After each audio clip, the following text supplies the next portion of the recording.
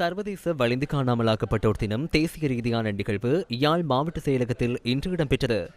காணாமல் போன ஆட்கள் பற்றிய அலுவலகத்தின் ஏற்பாட்டில் இடம்பெற்ற இந்த நிகழ்வில் நீதி தேசிய ஒருமைப்பாடு அமைச்சர் சட்டத்தரணி ஹாஷன நாணேக்கார, கடற்தொழில் அமைச்சர் ராமலிங்கம் சந்திரசேகர், வடமாகாண ஆளுநர் நாகலிங்கம் வேதநாயகன், காணாமல் போன ஆட்கள் பற்றிய அலுவலகத்தின் தலைவர் மகேஷ் கட்டுலாந்த, வடமாகாணத்தின் 5 மாவட்டங்களின் மாவட்ட செயலாளர்கள், பாராளுமன்ற உறுப்பினர்கள் உள்ளிட்ட பலரும் கலந்து கொண்டனர்.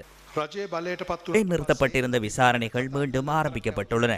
வெற்றிடமாக இருந்த அத்தியாவசியமான 69 வெற்றிடங்களுக்கு ஆட்களை நியமிக்க நடவடிக்கை எடுக்கப்பட்டுள்ளது.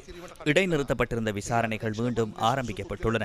வெற்றிடமாக இருந்த அத்தியாவசிய 69 பணியிடங்களுக்கும் ஆட்களை நியமிக்க நடவடிக்கை எடுக்கப்பட்டுள்ளது. அதேபோன்று காணாமல் போனோர் தொடர்பான அலுவலகம் சுயாதீனமாக செயற்படுவதற்கும் வாய்ப்பு வழங்கப்பட்டுள்ளது. 2026 ஜூலை 31ஆம் தேதி நிலவரப்படி காணாமல் போனோர் தொடர்பான அலுவலகத்துக்கு கிடைத்த மொத்த முறைப்பாடுகளில் 16,966 முறைப்பாடுகள் விசாரணைக்கு உட்படுத்தப்படக்கூடியவை என அடையாளம் காணப்பட்டு ஆரம்பகட்ட விசாரணைகள் ஆரம்பிக்கப்பட்டுள்ளன. 2027ஆம் ஆண்டு இறுதிக்குள் கிடைக்கப்பெற்ற அனைத்து முறைப்பாடுகள் தொடர்பான ஆரம்பகட்ட விசாரணைகளையும் நிறைவு செய்வதே அரசாங்கத்தின் கொள்கையாகும். இதுவரை மேற்கொள்ளப்பட்ட ஆரம்பகட்ட விசாரணைகளில் 1594 சம்பவங்கள் மேலதிக விசாரணைகளுக்காக அனுப்பப்பட்டுள்ளன.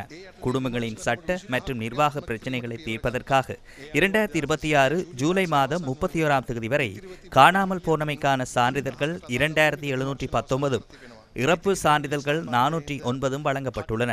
மேலும் 31 காணாமல் போன நபர்கள் தொடர்பான இறுதி தகவல்கள் கண்டறியப்பட்டுள்ளன. தனி உரிமையை பாதுகாக்கும் வகையில் அந்த தகவல்கள் சம்பந்தப்பட்ட குடும்பத்தினருக்கு மாத்திரமே அறிவிக்கப்பட்டுள்ளன.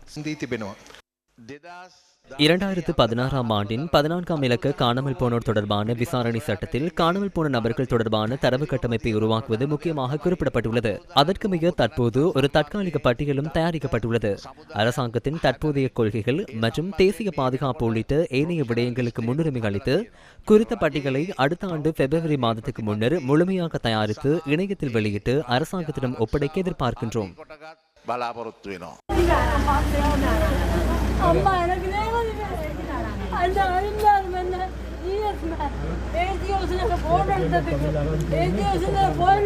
நன்றி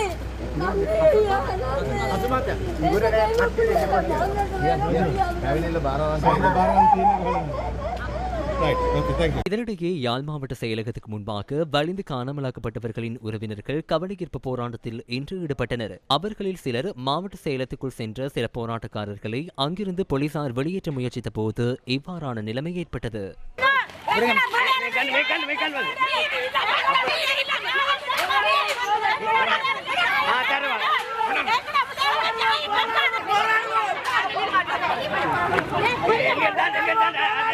No, no, no, no.